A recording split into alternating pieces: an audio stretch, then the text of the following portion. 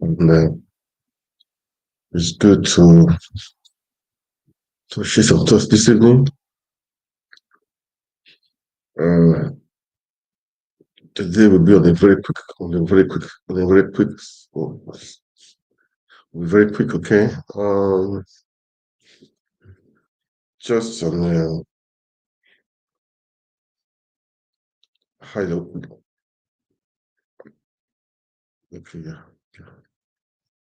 All right, guys. Today we will talk about the not too much on the Supreme Court judgment on the, that happened yesterday.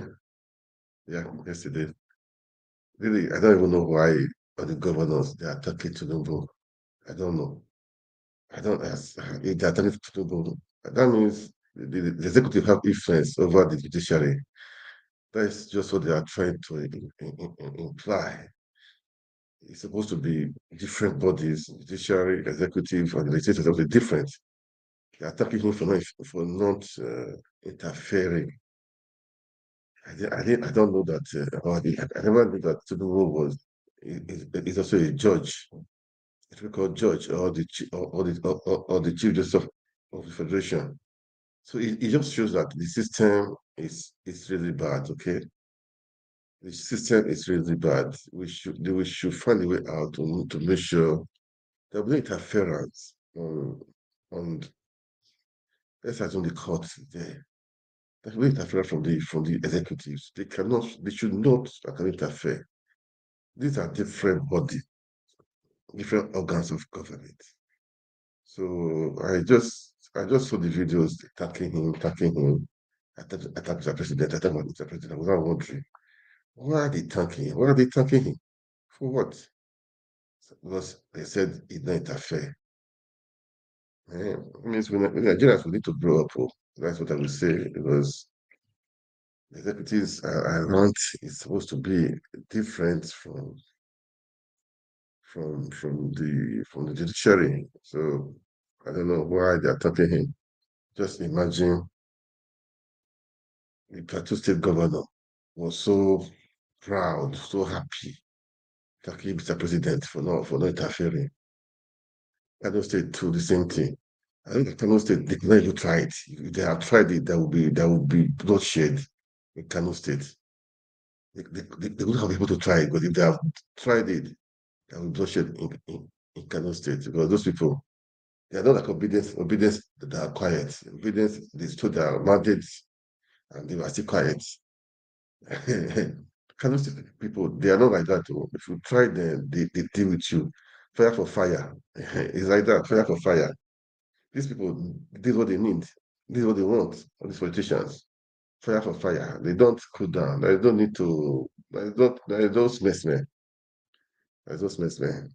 There's those messmen. So they knew that if they had changed the outcome of the election in Kano State, I know Kano State would have been burning by now. Would have been burning by now. That was why they did not try it. So I don't know why the other governors are just tackling Tinubu for. It's not a speaker, it's not a lawyer. It's not so because they know that definitely they always influence they've been influencing the outcome of the judiciary. So we should find a way out, man. And I dare to say, coming SR zone 2027, there will be elections, all those stuff. There is no need for people to contest to Labour Party. If this what is happening with INEC there, all these people there is no need for you guys to go and contest for election. There is no need because it's still corrupt. It's the same people that are still there that are still there. So what makes you think that 2027 will be better when they openly stole the election stole the people's mandate? I'm not talking about I'm not saying my own no because is appealing is somehow is nonsense. See what is happening is absolutely nonsense. Is annoying. Okay, it's annoying. It's annoying. It's annoying, man. It's annoying. Okay, just imagine this guy. Imagine Imagine, okay, the governor of, let me start with the governor of Kano State. I know his part was peculiar, as per say, he knows that if they turn the election around, definitely his people will riot and that will just shed in that place, you know.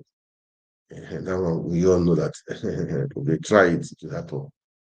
But no wonder even the governor of Plateau State, people, his town was burning, people are dying, we were raiding villages, communities. He didn't care. He went to Abuja to go and be meeting with the governors and be bombarded for TINUBU.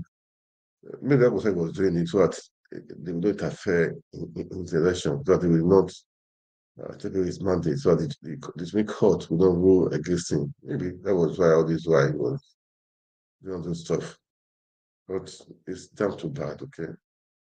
It's damn too bad. I mean, it's damn too bad. Anyway, let's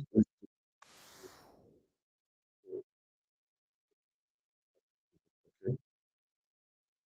And, especially for the support this to our Kano State governor, administration. okay? Thank you, Tinubu.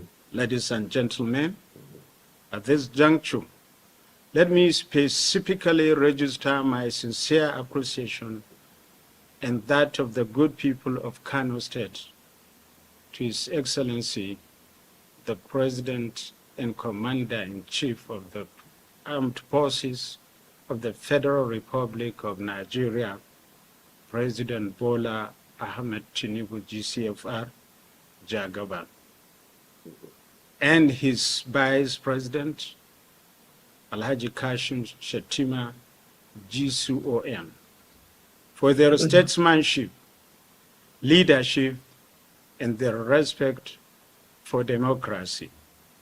Their refusal to interfere with the proceedings of the Supreme Court, in spite of the huge and persistent pressure from vested interests, is a testimony to their respect for the core principles of democracy and the rule of law in Nigeria, allowing the votes of the people to count and respecting the independence of the judiciary. It is therefore our fervent prayer that may Almighty Allah will continue to support our leaders wherever they are, to remain fair, just, and compassionate.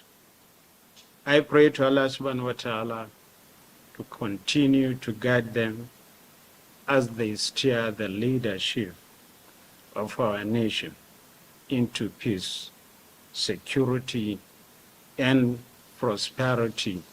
For us here in Kano, I want to assure them. So that was the governor of Kano State. Now, I mean, governor of Plateau State. All governors, they were all just saying thank you, thank you, thank you. Why that? I don't know why they. I see no reason why we did that. Thank you, thank you, thank you, thank you. There's just no reason. Thank you, thank you. Anyway, I don't, I don't really know what to say for now. It's painful for. Let me say to the governor of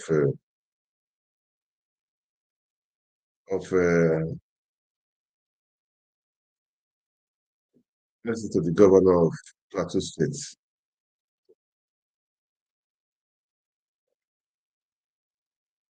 Sherry.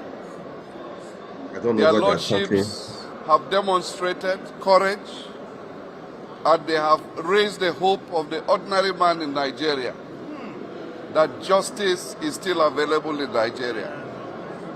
I want to thank Mr. President for showing himself a true Democrat and not allowing the space, the political space, to become intoxicated.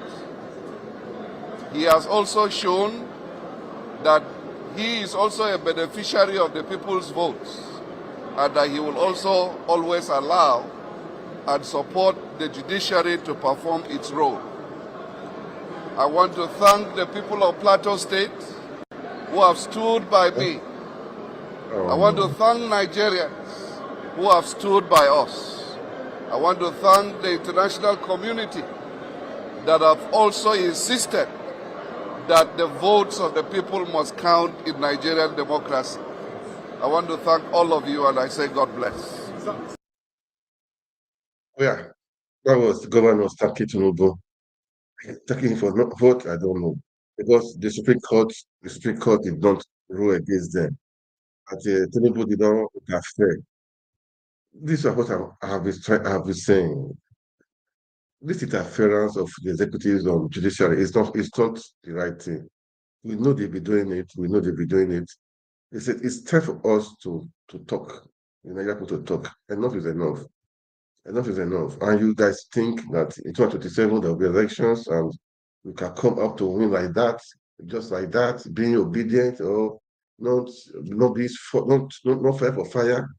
You are joking because as it is, you are just joking. Seriously, as it is, you are joking because you can see what is happening, man. You can see what is happening. They did for Kano State. They cannot try it. Had they been they turn it, that place will be burning. I will repeat it again. That will be burning. So they just know, oh, please, so let's maintain because the pressure was much. The former dollar man there wanted to turn to APC. But the people of Kano State, they will not agree.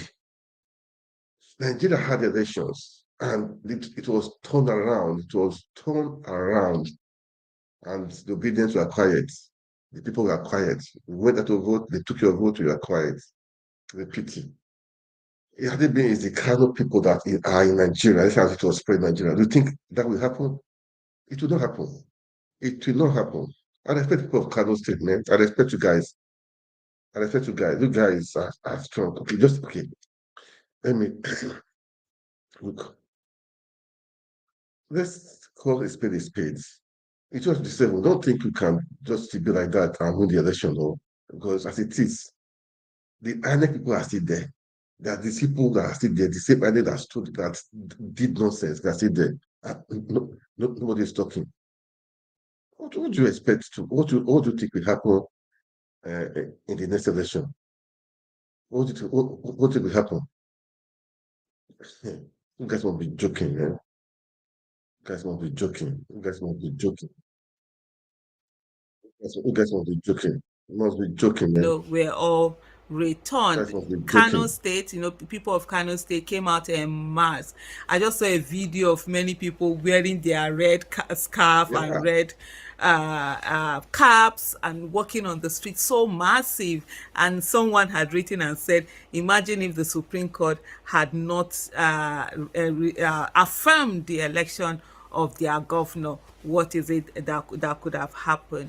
It's yeah. so many people, just being there, coming out and supporting. Hopefully the governor does the right thing by his people, give them good governance, accountability and transparency, and put the people first, and really carry them be above and beyond everybody's expectation, and don't just stay at the level of mediocrity and just do little things and think, oh, you're working.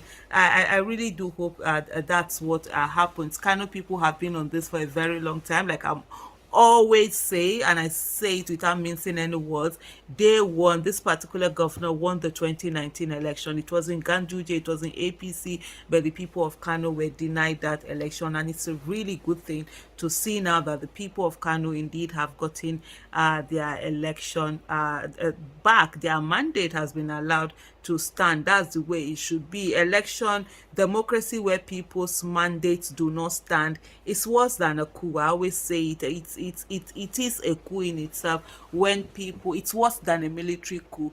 Civilian coup is actually worse, where Okay. people have put Let their me read mandate them and then out. you subvert Just the will of the people. You subvert the mandate of the people. You take away just their just choices. That's really heinous.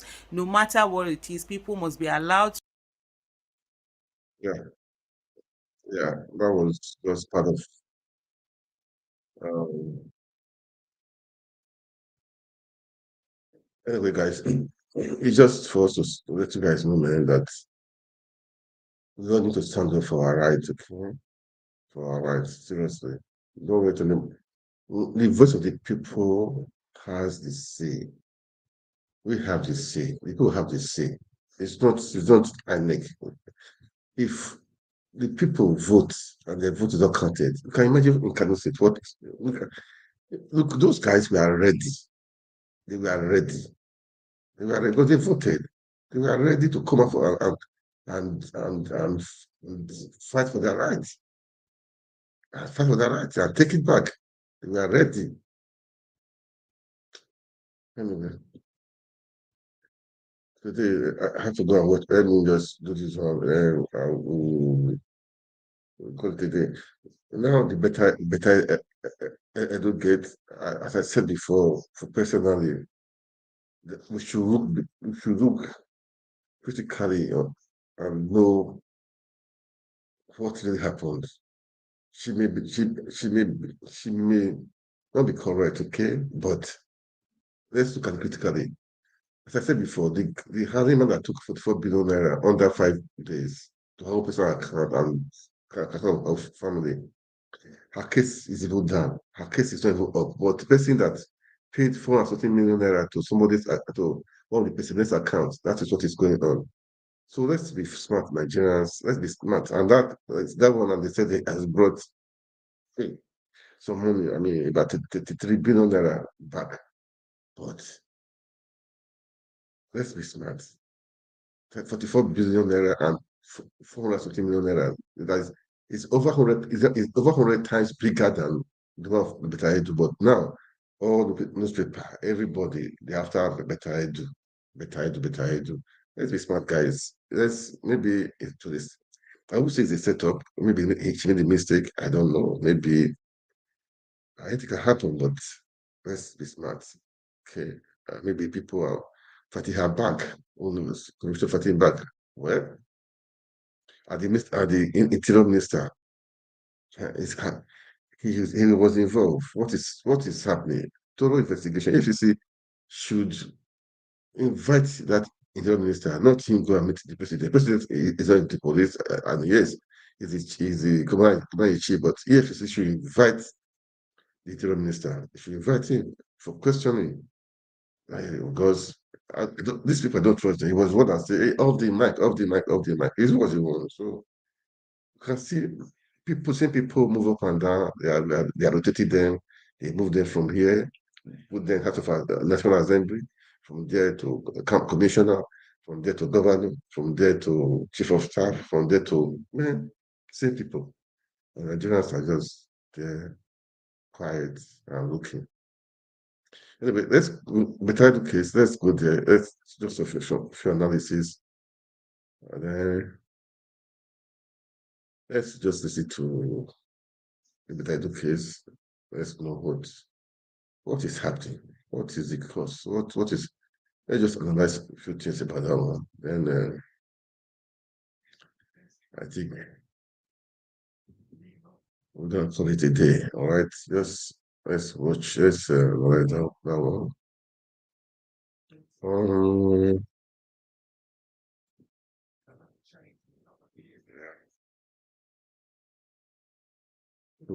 so after this, we'll call it a day. Okay. No, not just this one.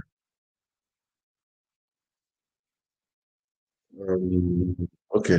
Let's let's listen to this. And poverty alleviation. The dust is yet to settle in that ministry as the AFCC continues investigation into the alleged approval of 585 million naira by the suspended minister, Betta Edu. The commission is also looking into her predecessor, into activities of her predecessor.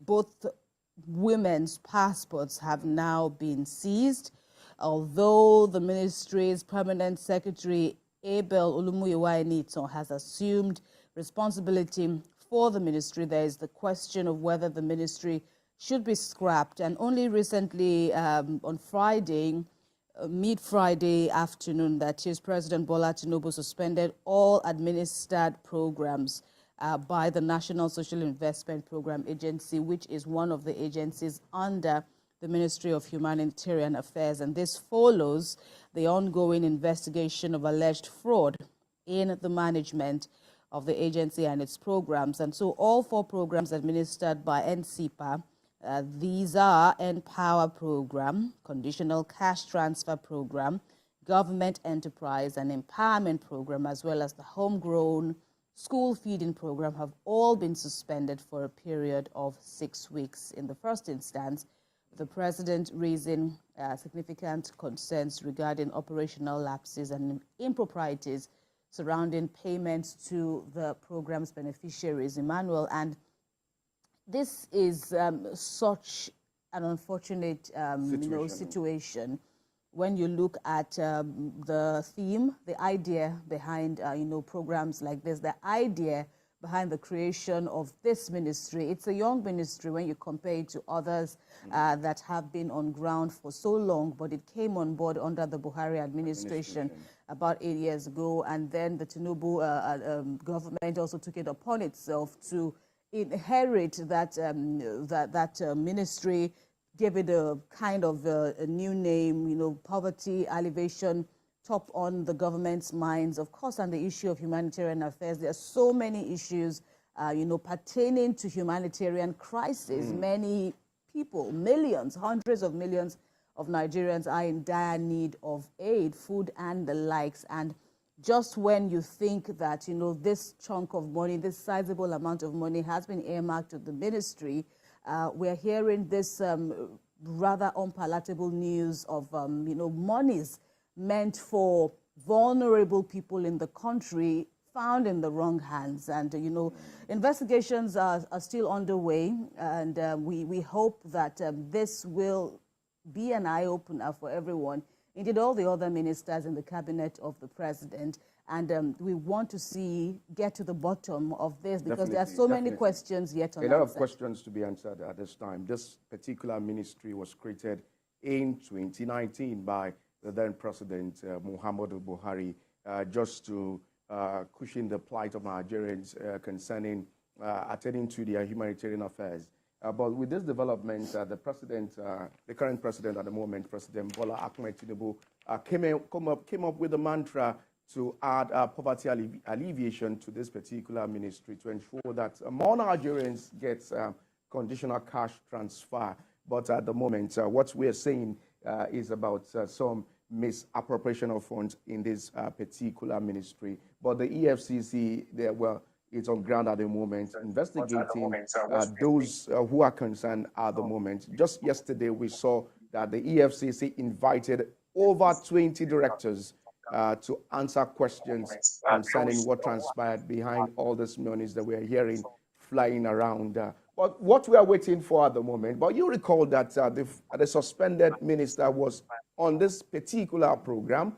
It was on this particular program that she suspended the Empower program based on some misappropriations, irregularities in that particular ministry, if you recall, Kemi. But it's a case whereby the minister also blew the whistle, and she's also being now in the eye of the storm at the moment. But what Nigerians are waiting to see is the outcome of the EFCC investigation. Right. So all hands are crossed. If this net needs to be expanded, as you have just explained, by all means, it should, because there is the issue of credibility, there is the issue of trust.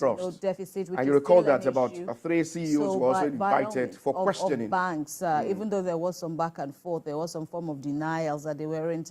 One of them wasn't exactly, indicted or invited for explanations into this. Controversies, but as we have said, investigations are ongoing, as you must also have been following, and we know that many Nigerians will definitely be interested to know how it all pans out in the end. But there you have it. That's what we know for now, and all hands expectedly should be on deck to get to the bottom of this scandal. Quickly now, let's. Well, see on Betaido, let's continue to see on Betaido, okay? It's painful, but that's how it is, all right? It's painful, but that's how it is. You know, it was a young, promising youth. Maybe Professor Tim. Yeah. Who knows? Let's listen to let's listen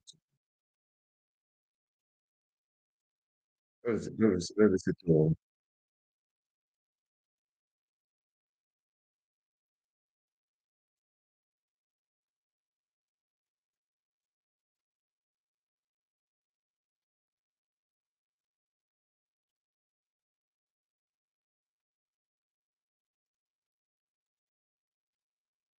Minister, the Minister of Interior, has said that a company where is a shareholder, even though he has resigned as a director and founder, is benefiting from contract awards from the Ministry of Humanitarian Affairs. And people are saying that this is not just a legal issue, it's also a moral issue. We know that the president has invited that gentleman, and all we have heard so far is that all is good. It's all good. That's what we have heard from him. Conflict of interest. By your reading of what is going on, as the Minister of Interior erred in any way? Again, thank you for having me. It is not a very simplistic matter. It is not one for which a simple yes or no can explain. One would have to examine it in great detail. One will have to look at it from different spectrum. The starting point for me is to see that if you look at paragraph 1 of the 5th schedule to the 1999 Constitution, it states that a public officer shall not put himself in a position where his personal interest conflicts with his duties and responsibilities. That is the constitutional foundation for the principle of conflict of interest in our country. Now, you have a situation where the Minister of Interior is said to have a company that he has interest, significant interest, right? Is a beneficiary of contract award by the Ministry of Humanitarian Affairs. So the question you would want to ask is, was this contract advertised? Did it go through the procurement process? Was it in compliance with the Procurement Act? How did this come about? What were the requirements for the award of this contract? If you have a contract that is close to almost $500 million, that is not a joke.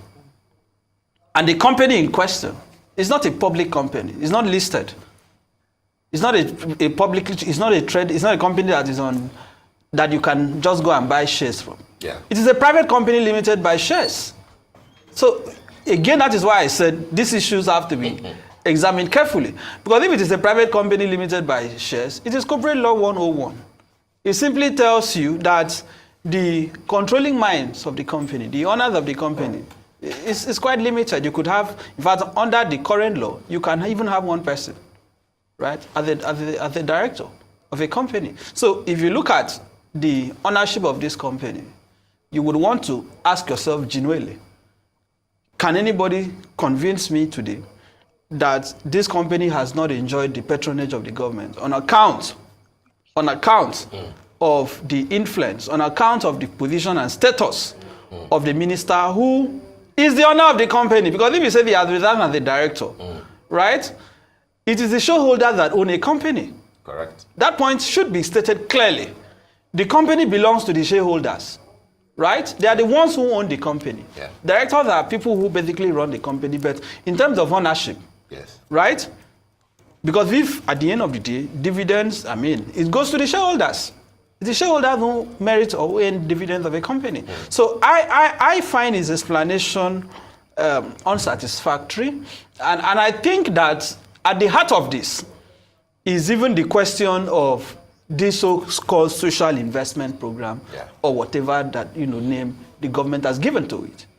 They claim that, the government says, we have a school feeding, program, which is a in power, these projects or social intervention projects, programs, have been plagued by grave allegations of corruption over the years from the Buhari dispensation that have the government has never made an attempt to properly investigate it, because except you look at the root of it, you will not know why we get to where we are currently.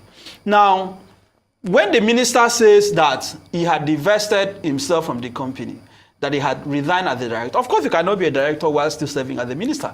That would itself be a direct contravention of the Code of Conduct, Bureau and Tribunals Act, of the provisions of, the fifth schedule to the Constitution. So you cannot be earning double emoluments. That is why you had to resign. But that doesn't mean that you don't have an interest in the company. And let us not kid ourselves. We know how these things happen in real life, right? Even public officers who engage in money laundering, and I'm speaking generally, politicians and public officers who indulge in money laundering and corruption, they don't simply go to the vaults, right? Or to the treasury and take the money out. They do it through proxies. Yeah. They do it through, pseudo entities. Yeah. They use companies that they have interest or that their proxies are controlling. And we know that the real awards of contracts is not in in fact, even when they advertise, the real decision to award a contract, sometimes those conversations take place behind the scene. So I, as a Nigerian, cannot sit here and say that this company earned this contract solely on its own accord, without the possible influence and reference to the minister who has interest in it. But let us go beyond that. We have a situation where and really, I don't understand why they said the president had invited him. Was it for a coffee break? Was it for a tea? What did the president invite him for? Why was it not the FCC that invited him? Right? I commend the Minister of Interior, for the reforms he has tried to introduce in his ministry. Yeah. In terms of the ability of Nigerians to get passports, he has really done. I mean, one can concede to him. He has done well. He has done well. To be the shining star of the cabinet. Which is why this is worrisome. So if he, with the track record he has tried, with the direction he has tried to take in his ministry, if they mention this scandal, how about the ones we've not heard of? So I want the president to go beyond this window dressing. Let us have an audit. If the president is serious about investigating this conflict of interest or investigating the corruption allegation that has trailed the Ministry of Humanitarian Affairs, I'm challenging the president today to not just say EFCC should investigate the specifics, allegations that are made against Betta Edu, right? The suspended minister. Let us have a review of the entire national social investment projects. Let us begin to ask the question, who are the beneficiaries of the N-Power?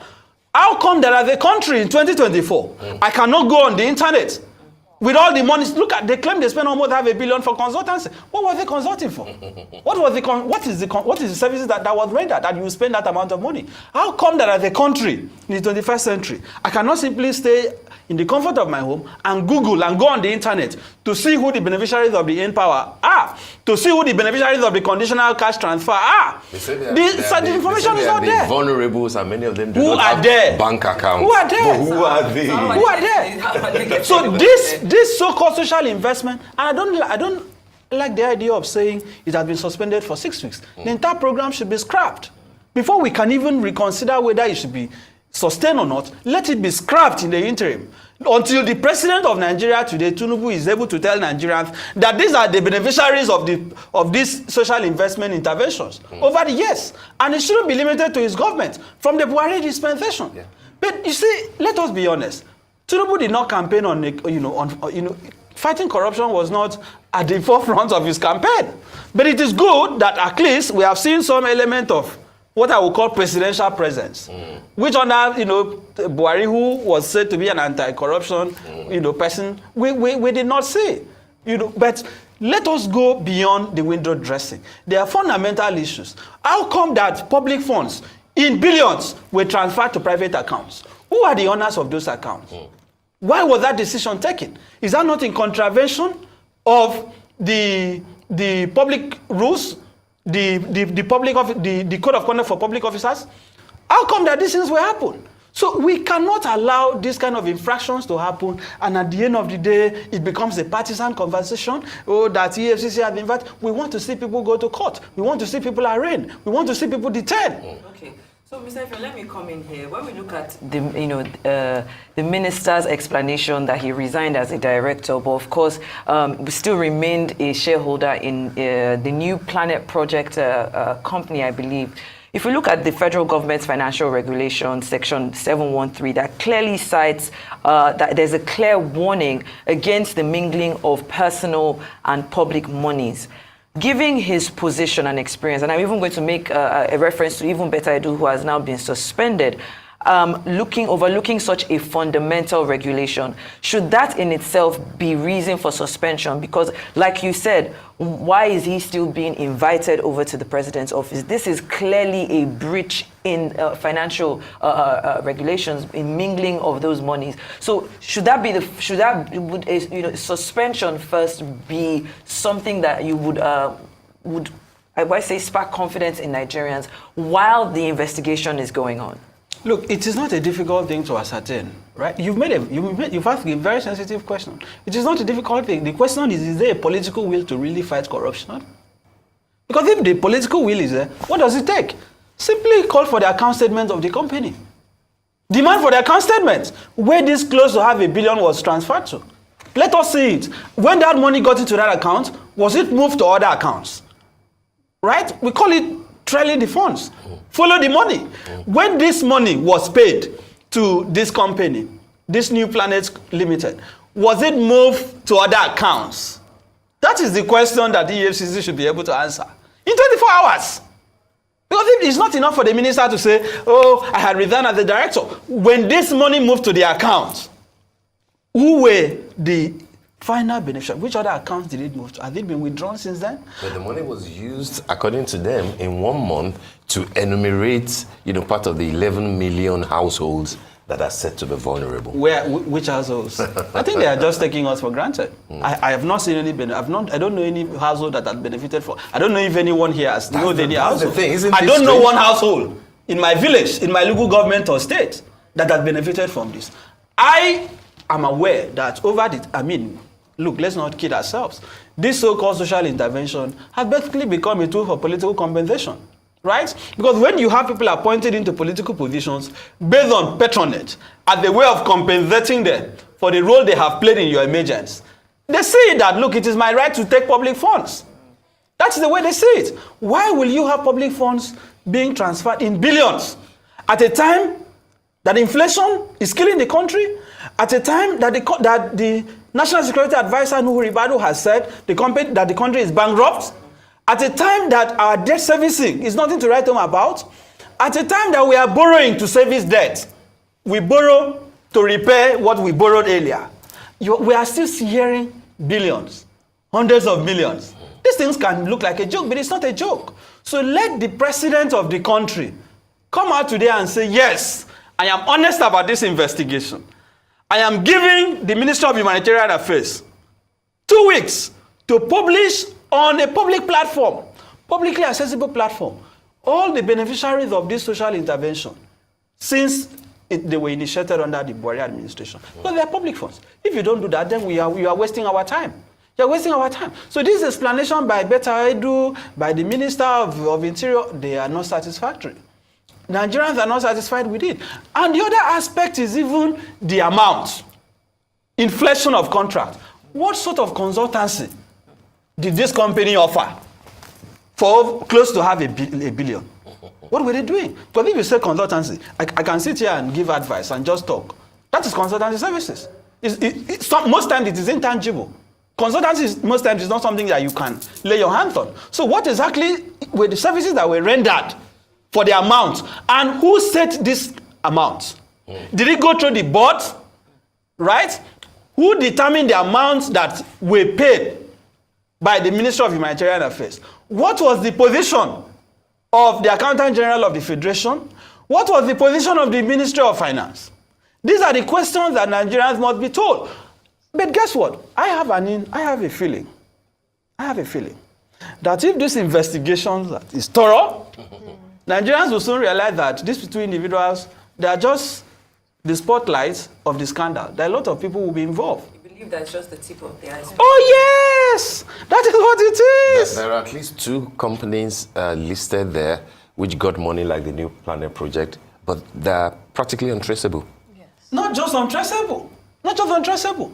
Some of them don't even have an identity, right? Some of them, when you take what we call what we call the object clause.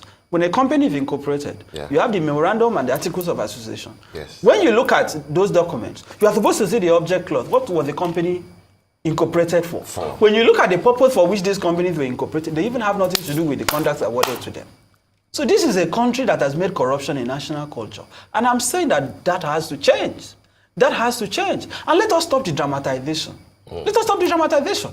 Now it has been proven, it has been admitted that funds were paid to private accounts in violation of the financial regulations of the federal government.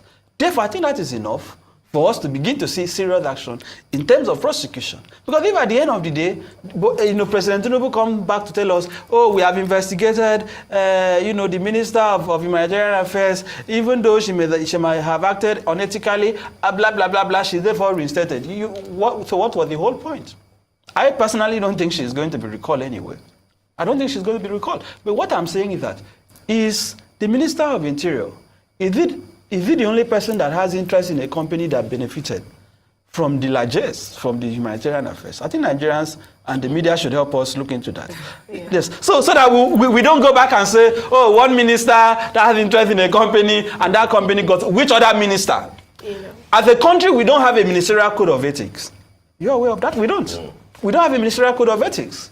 In some countries, for example, in the US, the former Prime Minister Boris Johnson was removed for violating, ministerial code of ethics. Matters that you can't even be prosecuted for, merely ethical questions, moral requirements that you are supposed to comply with when you hold the office of a minister. Because ministerial positions are basically the machineries through which the president executes his policies, implements his programs. So when you have ministers involved in corruption, or allegations of corruption, again, you begin to ask, is the president really interested in developing the country? So let the president now have or constitute some technical people to draft a ministerial code of ethics. The other recommendation I want to re-emphasize is that let us begin to digitalize how we do things as a country. If we have technology, if we deploy technology, we will not even be having this conversation. Because as the contract is being awarded, it ought to be uploaded on. But that was precisely what Beta Edu promised. It ought to be uploaded. When she was, that we would do this, we would do how to enumerate. Exactly. The only reason why this has become a scandal, that the media is aware and Nigerians are aware, is because some people in the civil service may have leaked those documents. Correct. Yes. And it might be a case of, you chop, give me, make I chop. So I'm going to expose you. It looks like that is what this was about. And nobody can tell me that this is the only ministry that if investigation is done, this kind of things will be uncovered. So how deep is this fraud? And this is happening few months after the government came in. Few months. What does that tell you about the body language? What does that tell you about the perception? Leave TINUBU aside. Let's even excuse him for a second.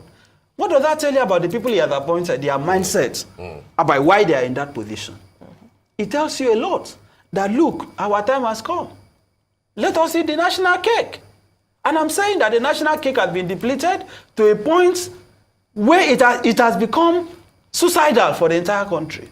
So this culture that once you occupy public office, you have to buy the latest vehicles, you have to build houses all over the place, you have to send your kids to schools abroad, you have to acquire assets and properties you don't even need, has to stop. This is what this is about. $500 million can change the life of a lot of people. And we are hearing that some company was giving consultancy. For what? I want to ask you questions like a lawyer asking another lawyer, just very short questions, because I want it to be clear for like the non-lawyers who are watching, right? You stated, because I want to reinstate some of the things you said. First of all, even though he's not a director, the owners of a company are the shareholders of the company, and he is a shareholder of the company, and his wife is the other shareholder of the company, and his wife was listed as director of the company, which means he's a beneficial owner of the company, which means that whatever the company makes, the profit belongs to him as a shareholder. You can't insulate. You want what God has put together. They say no man should better. Okay, no, I want it to be clear, because some people might not understand. Let us be serious. Yes. This is a serious conversation. Yes. And you have asked a very serious question. Yes. Can you separate the husband from the wife? What is a company? What is a company? A company is a juristic person. right? Yes, in law, we lawyers will argue that a company has a distinct entity, blah, blah, blah. Yes. It's a corporate entity, corporate Yes. soul, blah, blah, blah. All those principles of law are not in doubt. But in the final analysis, there's a principle in corporate law called lifting the veil of incorporation. Lifting the veil of incorporation, which is when you put the name aside, you check behind. Who are the people behind this company? If your wife is a co-shareholder of a company, and you are a shareholder, and your wife is the director of a company, can you tell me that you don't have interest in the company? Or that what are they talking about? So in their bedroom, what do they discuss? Are you saying I'm saying they should stop that that the minister probably was not aware? It's not possible. It's not? It is impossible. If it's not, I don't want to go personal, but if you are a co-shareholder with your wife in a company that has received contract of close to $500 million and you are not aware, if you were my wife, I will file for divorce. What does that tell you? That we go on a company and that company received contract close to $500 million and I'm not aware, then our marriage foundation should be questioned. That is how serious this matter is. But I've told you that the owners of a company are the shareholders of the company. And this is a private company limited by shares. It is not a company that Iniberefio can go today and buy and become a shareholder. Right? It is a private company limited by shares. So you cannot just say, oh, I had resigned as the director. That is inexcusable. That is unacceptable. But I have asked the question, this contract, this consultancy contract, who set the amounts for it? Was it advertised? Did it go through the procurement process? What is special about this company that it had to benefit from that award, unlike the other companies that may have bidded? Yeah. Was there even a proper bidding? When was it done? These are the questions. Absolutely. I want to follow up because, we're talking about conflict of interest and we're talking about ministers. But ministers are not the only people who occupy these positions of power, right? And we have seen a lot of our lawmakers. Do you think that there's a conflict of interest when it comes to lawmakers putting their faces and their names on projects that are being funded by taxpayer money? I'm asking this because the chief of staff to the president, the medical facility that was named after him. That's a new, isn't it? It's a new one. When I look at some things that happen in our country, I don't know whether to cry or to laugh. Because we have public officers who keep making a mess of everything. That you have a publicly funded project with public funds while you remain a public officer being commissioned. And because you spearheaded that project, it has to be named after you. What does... To achieve what? You're talking about the hospital where nearly $250 million was paid for by the University of Nigeria Teaching Hospital in Enugu to Gbajabi Amila Hospital, I believe, in Lagos. Go to the medical college, right? Go to that university teaching hospital. Yes. Right? Go and check their lab. Go and check their pharmacy. Right? Go and check their departments. Do they have the needed facilities? What does that even tell you? What is the business? Why should that kind of project be cited in Lagos by an institution in Enugu? What are they telling us? I don't understand. These are absurdities that we have normalized as a country.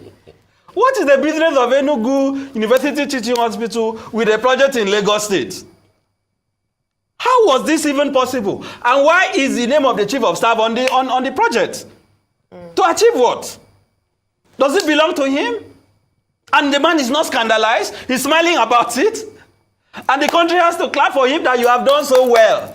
And look at the amounts. A governor or a president that executes a project during his tenure will find it difficult to name any project after himself. It will have to be once you've left that somebody can now consider you worthy of saying, but this looks to me like a first, that you use public funds and then you name it after. You know why this is possible?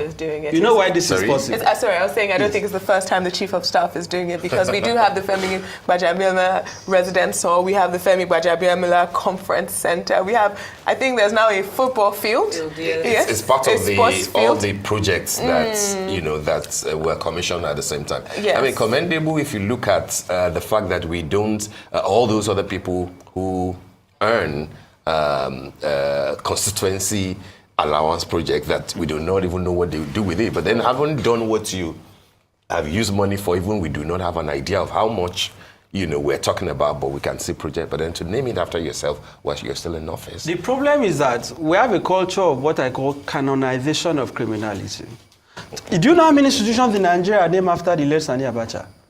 With all the money he stole from the country that have been recovered. Institutions that are still named after Abacha. Nobody sees anything wrong in it. All the former heads of states who ruined this country, we still have public institutions named after them. That is how low we have sunk. And the whole national, and the other aspect is the national award thing. Once you become a governor, you have to be a CON. We need to revisit our laws too. Yeah. It should not be automatic. Yeah. Right? Once you're a minister, a certain street has to be named after you.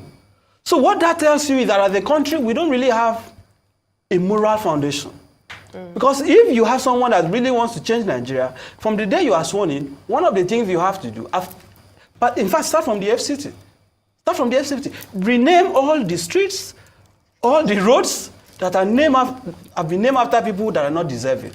That is why the chief of staff to the president can do this. Because there is nothing wrong in it. You are still the chief of staff. Do you know who the chief of staff to the president is? That you have a project, named after him, a project that he was involved in. So he is saying that I influenced the bringing of this project. Yes. Therefore, you have to honor me for it. That is what he's saying. Let me circle back, because of time, we're running out of time. Let me circle back to the issue of the conflict of interest. And I think a similar thing happened during, at the earlier part of the Buhari administration when Babachi Lawal, the contract and everything, it consumed him, ultimately. The grass cutter. Yeah. What do you think will be going on in the mind of the president, Asiwaju Bola Ahmed Tinubu, now, in terms of what to do, and not just with Beta Edu, which, like you said, it would be surprising to have her back, but for Tunji-Ojo, will the president be thinking this is a shining star?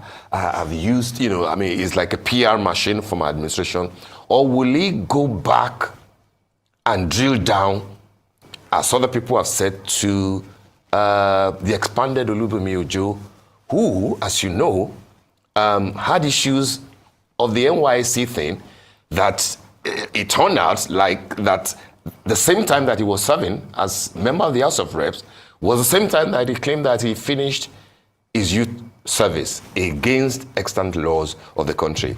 Or the Tunji-Ojo that was the chair of the committee for the NDDC and the off your mic circle. Yeah. Do you think that those things will be playing in the president's mind and say, should I play to the gallery and say this is a shining star, let's retain him? Or but then to say that, hey, doesn't look like he's as squeaky clean as has been presented to the people. I think the mistake with your question, sir, with due respect, is that the problem, the premise of your question is that Tinubu doesn't want to work with corrupt people, and I don't agree with you.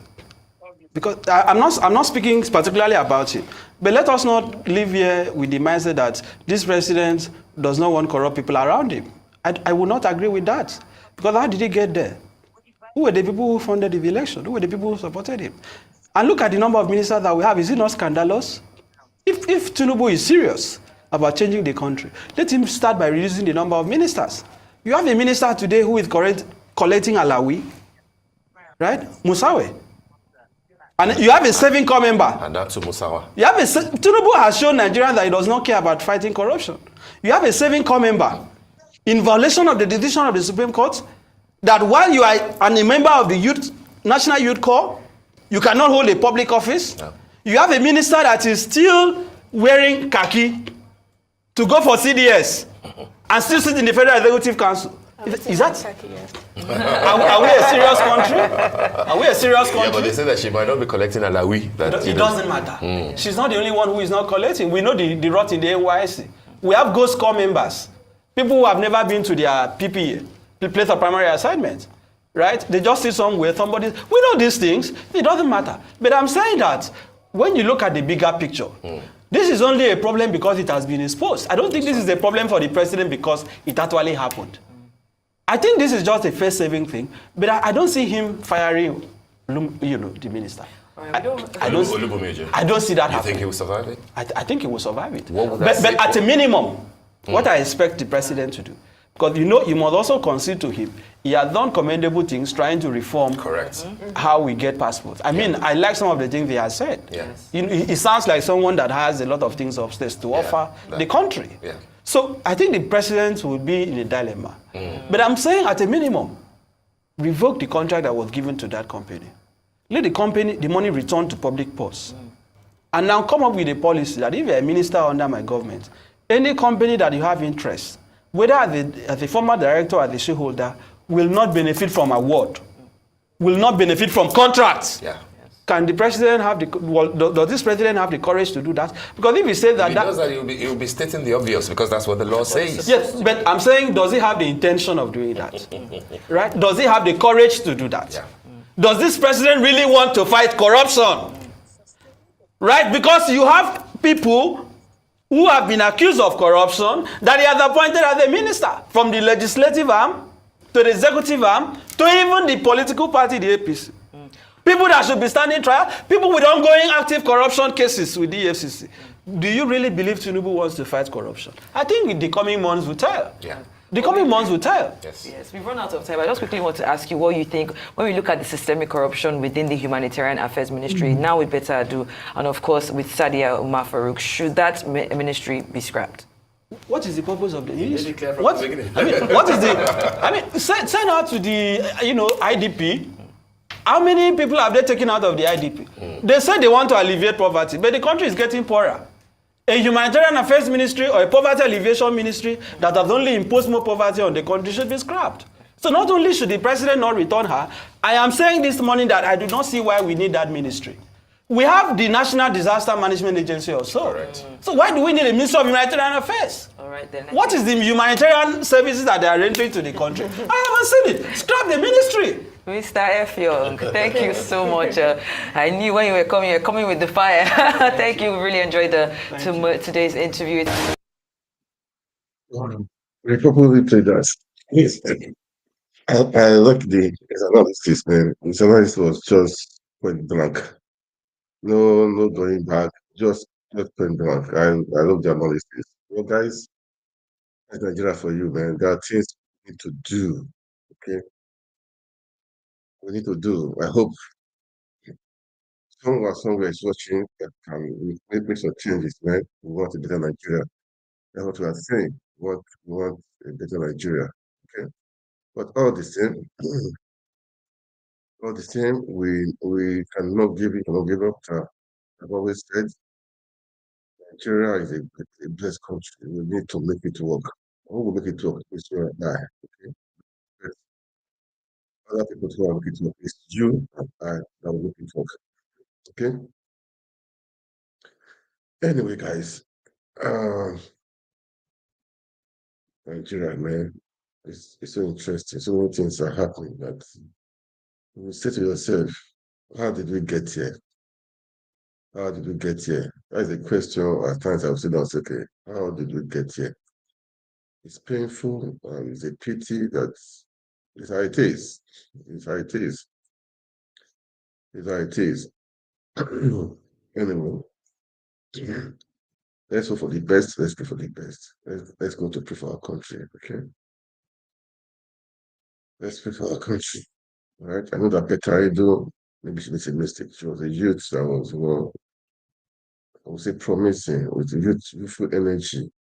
But along the line, maybe, I don't know, let's wait the outcome of the FCC and other stuff. But I know that people definitely they want to push her out also. Okay. That one, and I so believe, people want to push her out. Only for 4 billion. That place is rotten. I can imagine I can take 44 billion under 5 days, 44 billion under 5 days. Pay to his personal account and people's account. Say it was a mistake. So what is why before then? I wonder how much have been going into her account by mistake. So we have things to do. They need to really FCC need to dig deep or dig deeper. Dig deeper, deeper, so that to fish out many things. Not only that ministry. We have it's like all of them, man. They need to They need to really find a way out. They need to do something about it. Something about it, because it's a shame and a pity that Nigerians are suffering, and few people are just feeding on people who are 200 million people. Just few are feeding on them, so which is bad, really bad, man, really bad. But when the head is good, the body will be good. When the head is not good, what do you expect me? What do you expect? Had it been the head was good, what this will not be happening. At least they'll be scared to do something. They will just be scared to do something. But when the head is not good, what do you expect? What do you expect? Nigerians, they voted, but and his people said it's a lie. Why should you people enjoy dividends of democracy? Why should people enjoy? Nigeria is not right for that. Yeah. It's a pity. It's just a pity. It's just a pity. And it's painful. It's a pity. It's painful. It's painful. Anyway, that is part of it too. That's part of it, man. I will go to the last video of the day for the day. That one is so touching. And this is happening everywhere. It has happened. Not only this is about military.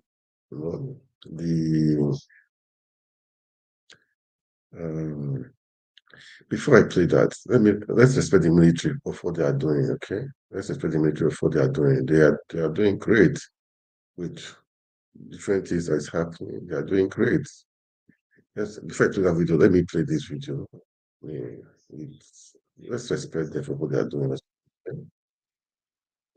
May not know what they are doing. Some of them are suffering. Okay, some of them are suffering. Let's play this one. Let's see what is happening. They are military. Let's go! Let's go!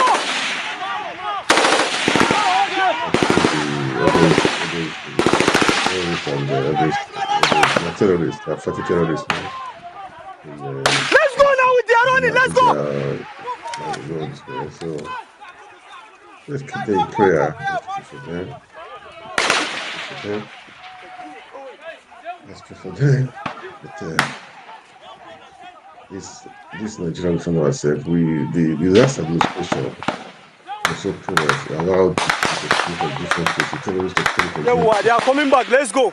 I heard those terrorists now they moved before in Nigeria. Not only in the north, so in the west. All terrorists back. So Nigeria, man. We were ahead of you! Mario! That is too. Mario! Risky, national security is risky.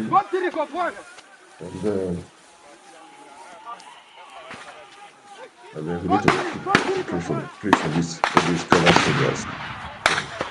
I hear some of them don't have the maybe the allowance is small, the allowances are small. Those things I heard, some of them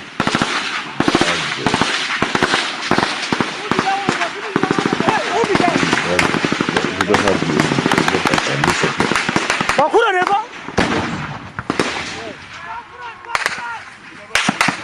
have terrorists, man. We need to put our nation secured. Okay, so let's go, man! Let's go! Kudos to them. You are wicked! Come forward! Come forward! You are firing at us!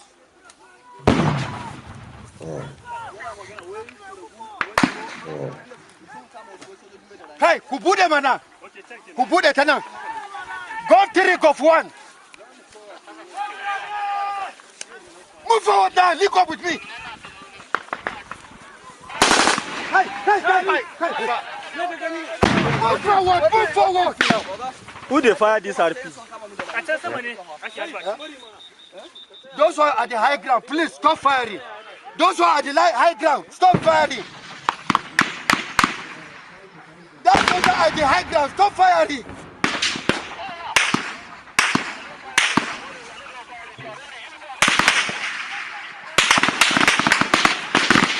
Engage them they can just do this. Follow.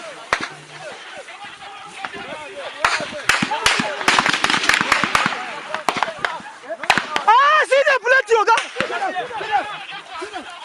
Even that place, they are running through the axis. That axis too. That place, this is our left. They are running, I have started them. Wallah, they are plenty. That's some people follow that there. Why this kudos to them? What they are doing? Let's go to pray for them. Now, there's one thing I want to. As the video has been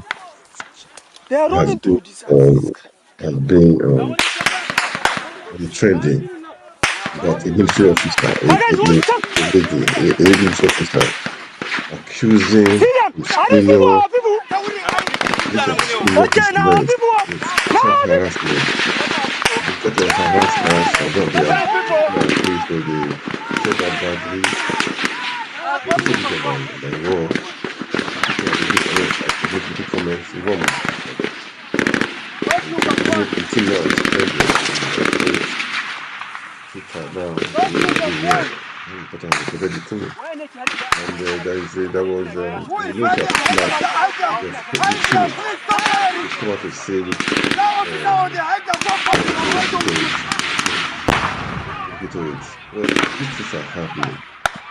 Somebody, you know that we are ahead of you.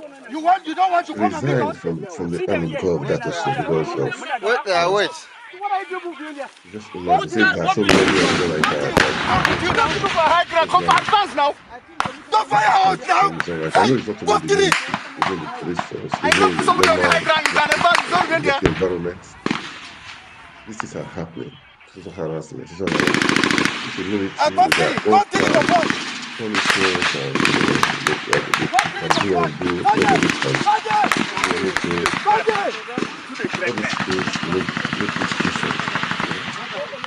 all this is making difference. That is just a thing. All this is making difference.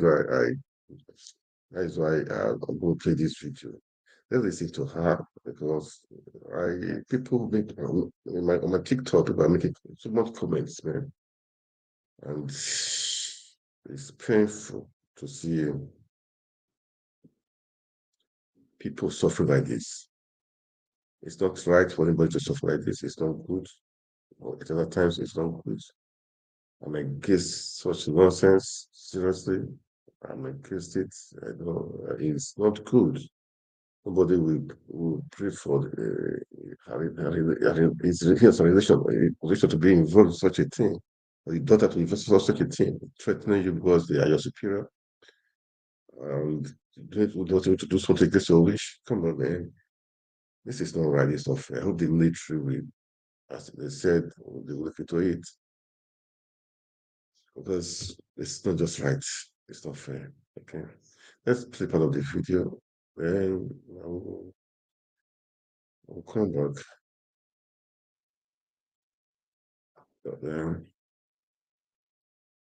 Let's play the video. Just to see that video. Most of our senior officers, they are very, very. Everyone was not Governor Sowolu. Let me not lie to you. So let me tell you one story. Before I will tell you this story, I know definitely they will come for me.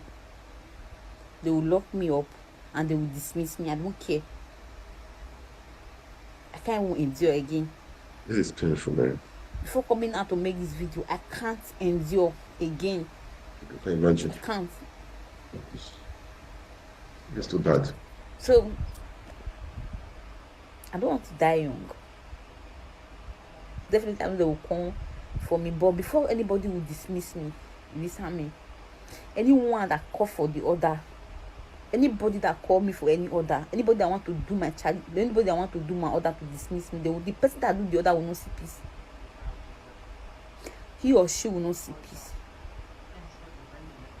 And if anything should happen to me, please hold Kone IB Abdulkarim responsible, Kone GS Ogo, and bigger than that, IB Abdulkarim, IB Shelibo. Hold these 3 people responsible. They don't want me to grow. They don't want my progress. This is what happened. 2022, I was posted to Cantonment Medical Center Ojo, where I met Kone IB Abdulkarim, who request sex for me, and I refused. Ever since then, this man has been my nightmare in the army. He dismisses me each time he sees me. He injects me. Come to my room to inject me. My own apartment, come to my room here to inject me. Send some boys to my house. If I'm lying, I have all evidence. I have evidence against him, and I have witnesses. Come to my house to inject me. He also stigmatized me that I have mental illness each time I try to expose him, or each time any senior person, any senior officer trying to intervene, he will tell them that I have mental illness. He even wrote to DOA to board me out. He wrote to DOA 3 good times to board me out of army. He freezed my account for 1 year. He freezed my account February last 18 date, no salary. I cried to some senior officers. I wrote a petition using section 179 of the Armed Forces Act. This is not fair, man. I've seen so many officers, senior officers, junior officers to intervene, but none of them is giving me listen here. But and anyone who's trying to intervene, he will tell them I have mental illness. There's a day he locked me, he injected me. He almost, when they caught him and he said I have mental illness, he took me to psychiatry hospital and he went to lock me up there. He locked me up there for 1 good month without any medication. Deny me access to military courses. And meanwhile, they know very well that my progression in the army determine my course attendance. No course. Now they've given me admission in medical school. They refuse to release me.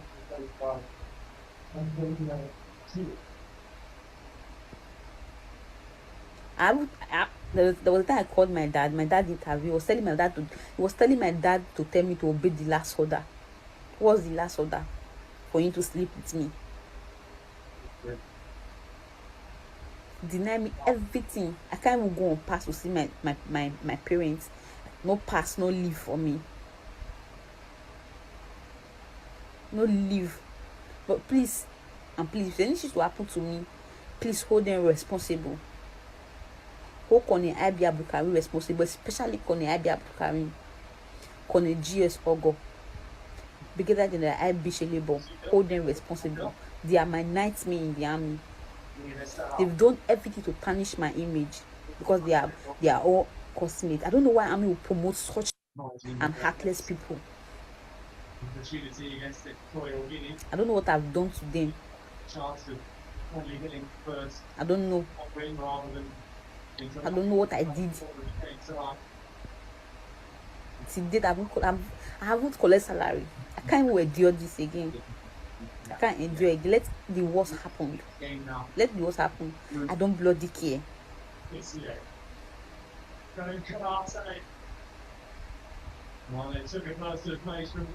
You're going up and tarnishing my image. I can't go on pass. I can't go on leave. I can't do anything in the army. Telling the army to board me out of army. Nobody set a board. Before they will board any soldier out, there will be a BOI. No BOI. They just sent to army quarter to board me out. Sent to army quarter to freeze my account. With no just reason. I've seen most soldiers with 1 leg. With no leg at all. With no eyes. But they are still in the service. But they decide to board me out because they don't want me to expose them. Please, and please, if anything should happen to me, please hold Kone IB Abdulkarim responsible. Hold him responsible. Is my problem in the army. But I don't care if anybody wants to dismiss me. Let them do their worst. So my dad kept on, trying to intervene and, but keep on telling my dad to tell me to obey the last order. Okay, as if that was not enough, each time he feel like he want to embarrass me, he will ask some soldiers to beat me up. Want them to beat me up. He will inject me. To ask a master warrant officer, Funke Ayeni, she's a female soldier. She will ask her to set me up. She will set me up. He will inject me and they'll go and throw me inside somewhere. At the end of the day, this Brigadier General IB Shelepo and some of those senior colonel, they will come to, they are now promoted to Brigadier General. They will come to that place and they will be videoing me. They will be videoing me. So countless times like that. So early this year, early last year, I wrote a redress. I went to military police. I went to legal service. They were using power. I could not do anything. It was all my effort. They were always wasted because they are more if they have influence, they have power, and they are subordinates. So nobody want to listen to me. Anything they tell the senior people, that's what they will believe. So I went there, I wrote, and at the end of the day, when they set a BOI after the board of inquiry, at the end of the day, the medical corps were biased because they are the most senior officer in medical corps. They were biased. So I don't know why Nigeria will promote, or why Army will promote such bad people, so bad leaders. I don't know why Army will promote them. So they deny me so many things. I'm not the only person, no, but me, I can't endure again because I'm not even progressive. As if I'm not even in the job. Colonel Ogo, each time any senior officer trying to intervene, he will send the border letter to them. Meanwhile, Army headquarters have refused to approve the border letter because they said the border letter, I don't even know how they compose it. Nobody called me for any BOI. Nobody called me for any interview. Now only Jesus Christ now, I never see one-on-one. I've been referring to him for endurance, but I think I've endured enough for one good year without salary, no course, no pass, no leave, nothing, just the work. Kawaii. I've endured. I can't endure again. Let the worst happen. The worst is to dismiss me. And even person they dismiss, they better pass me like this because I don't feel endure again. I'll be keep quiet because of my dad, because of my family, my parents, but I can't endure again. Obviously this work not be for me. So each time anybody trying to intervene, they will tell the person I have mental illness. They'll continue to give me that injection. How do you want me to be happy when you are not paying me my salary?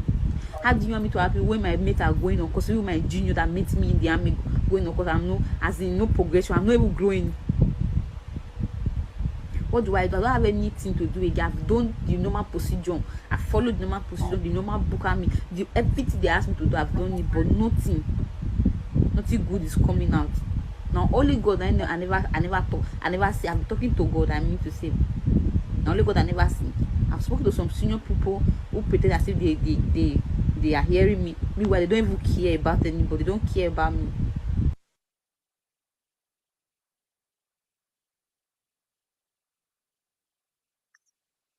Sad story, man. Sad story. Sad story, man. It's painful. And yet, to tell like this is so painful. Very painful. But that's how it is, man. People, they think that superior, they want to oppress you. And nobody's doing anything. She said she has reported. She has talked and talked and talked. So right now, she's fed up. This is not like it's living. And she said she's not the only person. It's happening. And they cannot, even if they are talking, nobody's listening to them. Thank you for coming out. Other people should come out also. No, but the person they die only once. And nobody is dying safe. So thank you for coming out, okay? I mean, now people have heard, I know on my TikTok, people are talking about it, my Facebook people are talking about it also. And now people, the military, they've responded already to it, but we don't stop until the end of it. So people will hear it. This is the advantage of social network. People that are be treated like this. They should come out. We will amplify it so that people will hear. We amplify it so that people will hear it. They need help. This is not fair. This is a human being to man. This is somebody's wife to be. If she's not married, this is somebody's daughter, man. This is unfair. It's not right. So we should all be speaking out. Those who are still uh, are not speaking publicly. Speak. Speak. Nobody did die. Nobody is killing you. Nobody will kill you. They will come out. So that we will rectify the system. The system is corrupt and it's not good. If you don't speak and die silently, you are the one who will lose. Now, the body of her now will be big right now. Now she has spoken her mind. That speaking alone has solved 50% of the problem. And now people have had it down. They cannot punish her again. They will not try it. So they will not try it. Those people, officers, guys, military, those in charge, they should look into it very well. Find the root cause of it all and sort it out. Let's protect this girl. Let's protect her. She's come out to speak. Come out to speak. So let's respect her. Let's protect her. She's a whistleblower. Yeah, she's a whistleblower, man. Whistleblower need to be protected. We should protect her to make sure nothing happens to her. Sound, thank you for speaking. Let us know in 3 months' time, 6 months' time, 1 year time. Come out the gap up and see what is happening. Say it. Let them sack you until they happen. Say it. Say this is the situation right now. Things are better or getting worse. They listen to it. They listen to it. Say it. Come out in 3 months' time again. 6 months' time again. Come out. We have social influencers everywhere. I should speak. Millions of people, they've heard you. In Nigeria, they have heard you. That's what they've heard you, which is good. We keep on speaking. Those who are not speaking, keep on speaking. This is not fair. This is not right. It's not just fair at all. We should be our brother's keeper. That's the essence of what we are doing, man. I talk of Nigeria, Nigeria. Let me Nigeria better. These are stuff we need to be talking about. For me, that's stuff we need to be talking about to help out people. Okay. Guys, I'm going to stop here for today. Thank you guys for watching. All right. Kindly like, kindly share. Okay. Let's make Nigeria work again. All right. God bless you. God bless Nigeria. Good night.